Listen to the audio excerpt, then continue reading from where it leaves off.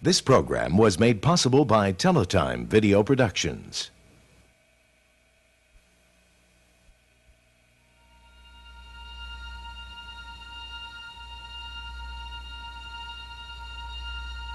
In this boat shed, an American treasure lay rotting for 8 years. Too big, too old, too neglected to sell, the Marina had finally decided her fate. But one man was determined that this historic craft would sail again. Thus began a dramatic and ambitious adventure, one that would tax his abilities to the fullest and bring together a community to restore one of the oldest American merchant sailing vessels in existence, the Little Jennie.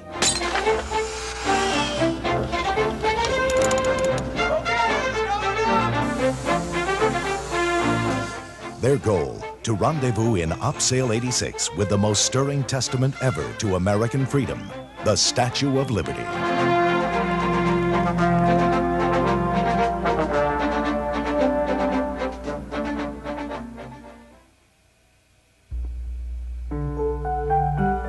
Centerport Harbor, tucked away on Long Island's North Shore, it is here that William Townsend Perks first fell in love with the Little Jennie.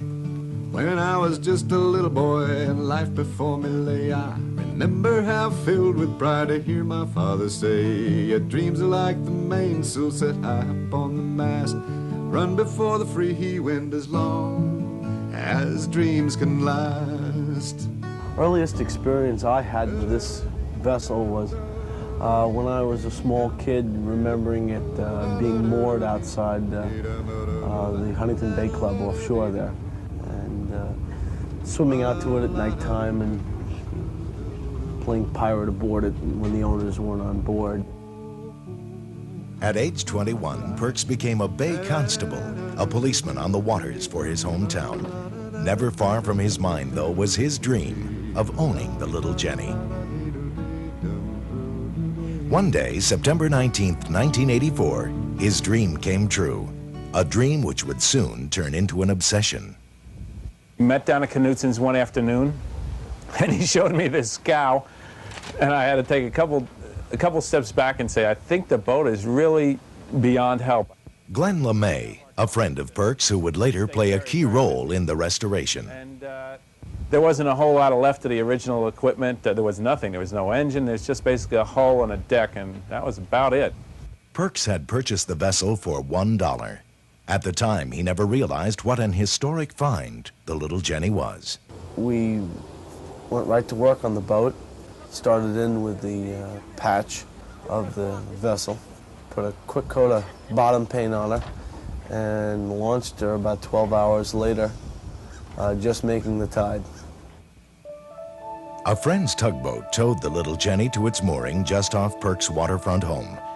There she floated, with the help of pumps 24 hours a day.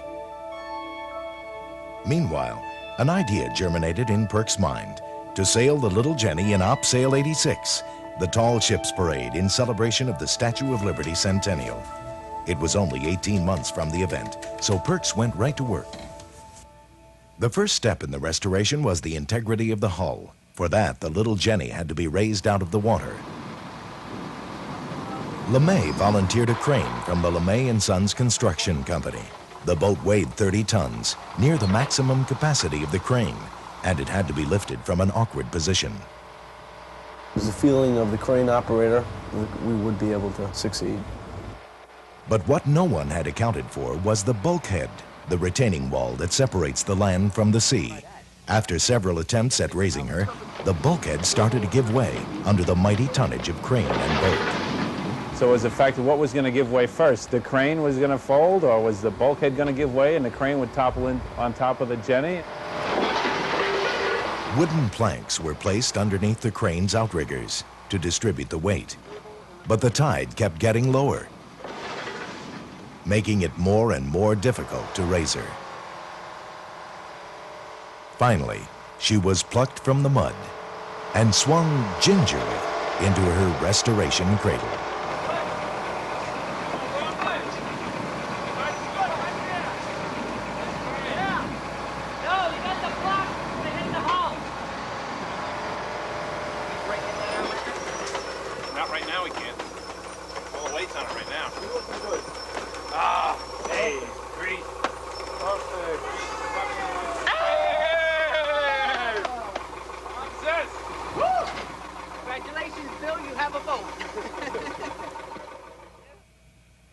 Perks hired Ottar Kirkbach, a master Norwegian shipbuilder, to begin work on the hull.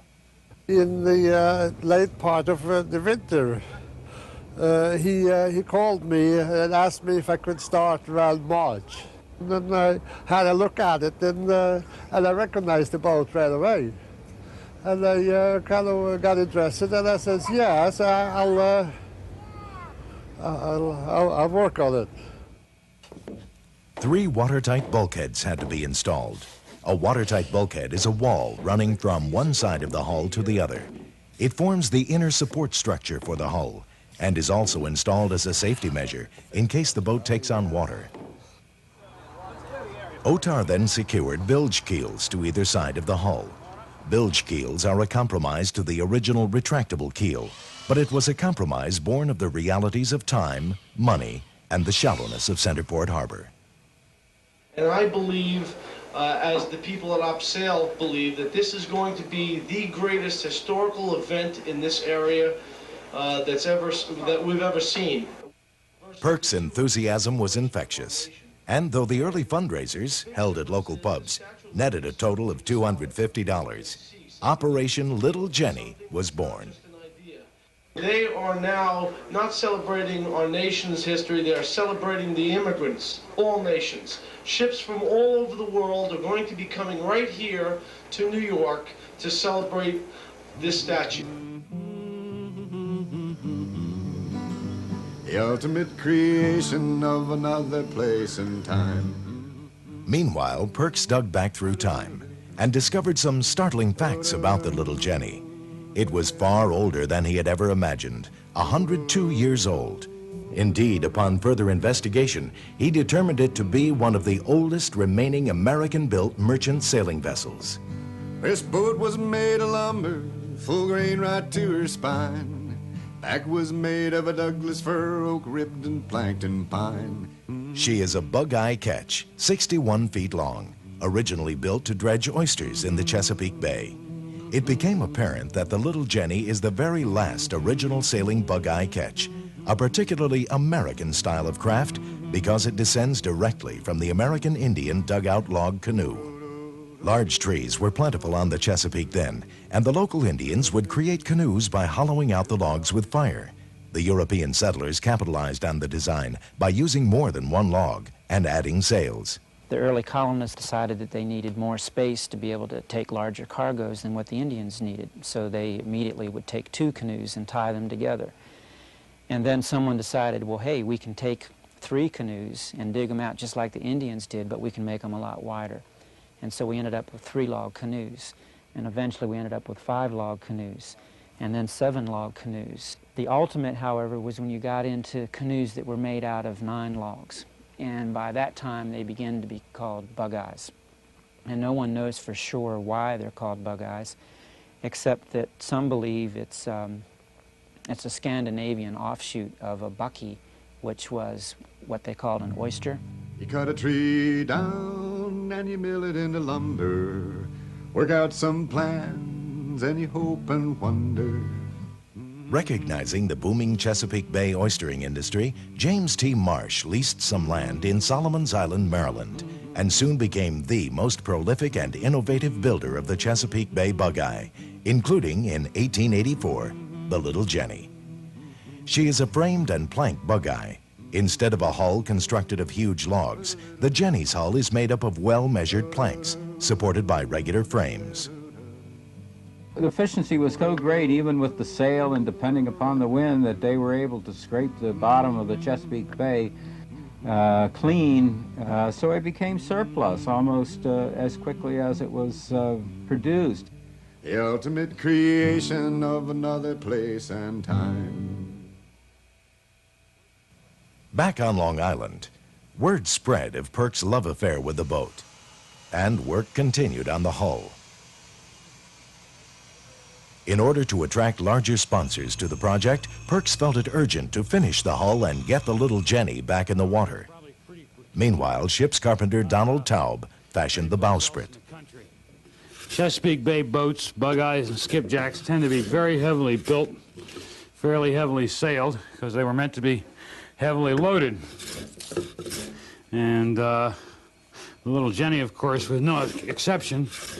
As a 61-foot boat, 16 feet wide, she probably was capable of carrying some 800, about 800 bushels of oysters on deck, which would probably put her decks awash. And that puts a pretty great strain on the hull and on the rig, so the timbers are fairly massive. The date was set for the launching, August 17th, and an intensive volunteer effort to ready the boat began. We grabbed the deadline really from a calendar because of the tide conditions, and we pushed up the initial launching about 3 weeks, so there was just a tremendous amount of work that had to be done in a matter of a week. What we're basically going to do is just continue to concentrate on the hull and take care of anything. Hold it. You gotta go like that. You've got to go. There it is. Yeah. You know it's up here in the corner. That's it. You got it now. Okay. So we're gonna prepare the hull. It means the rudder, the shaft, the propeller, anything underwater. Get the zincs in position, finishing up on bolting in the engine bed. And let me give you a hand here. Okay, that's it. And paint the bottom, paint the hull. Of which time next Saturday about 11 o'clock we're gonna attempt the launcher. The steep grade was prepared for the descent of the crane. The bulkhead was reinforced with heavy logs set in place, then with the aid of a water jet, sunk deep into the mud.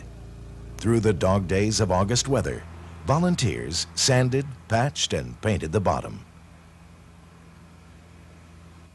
The launching would be the first major public event for the project.